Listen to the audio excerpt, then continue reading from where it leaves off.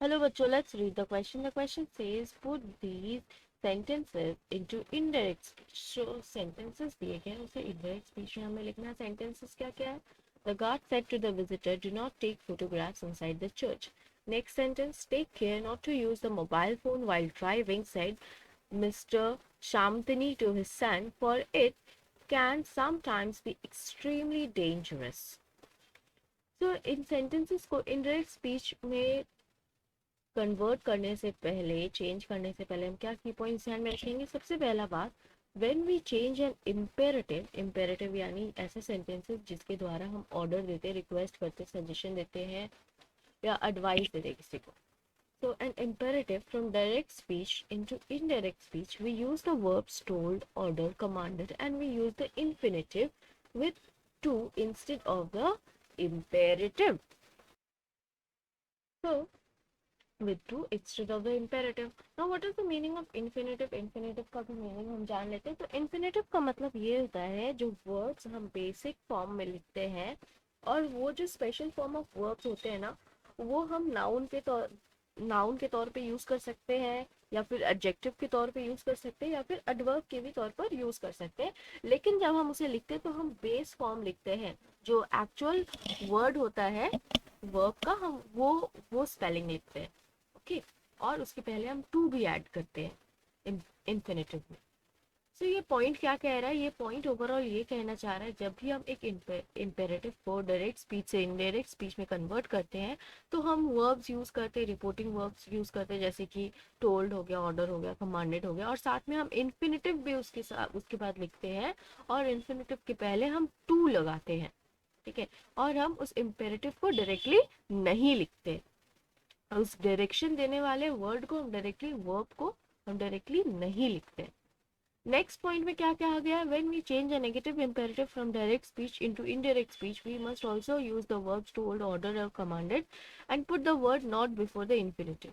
जब हम चेंज करते हैं एक नेगेटिव इंपेरेटिव को डायरेक्ट स्पीच से इनडायरेक्ट स्पीच में, तब भी हम वर्ब्स यूज करते हैं जैसे कि टोल्ड हो गया, ऑर्डर हो गया, कमांडेड हो गया.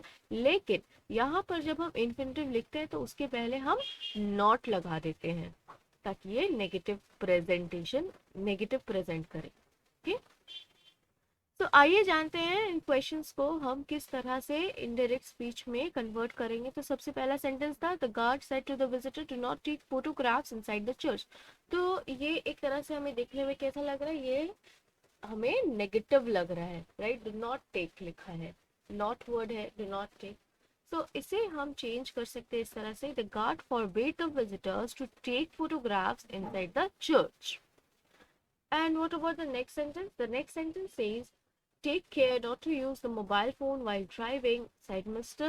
Samthini to his son, for it can sometimes be extremely dangerous. So how we are going to change this, convert this into indirect speech? हम इसे कैसे indirect speech में convert करेंगे? तो हम इसका conversion में लिख सकते हैं, Mr. Shamtani told his son to take care not to use his phone while driving because it is sometimes extremely dangerous.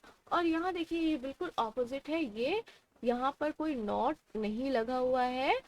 Okay, imperative से पहले यहाँ पे सिर्फ टेक लिखा हुआ है, यानी ये क्या है? ये पॉजिटिव हो गया, राइट? ये अफर्मेटिव है, ये हमारा नेगेटिव नहीं है.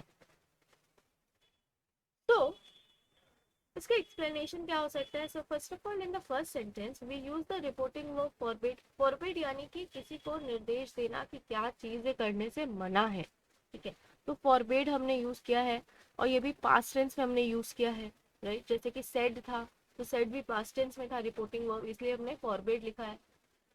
Because it is a negative imperative, क्योंकि ये एक नेगेटिव इम्पेरेटिव है, ये भी एक रीजन है. And we use not before imperative with to, और हमने यूज किया है इम्पेरेटिव से पहले नॉट, राइट?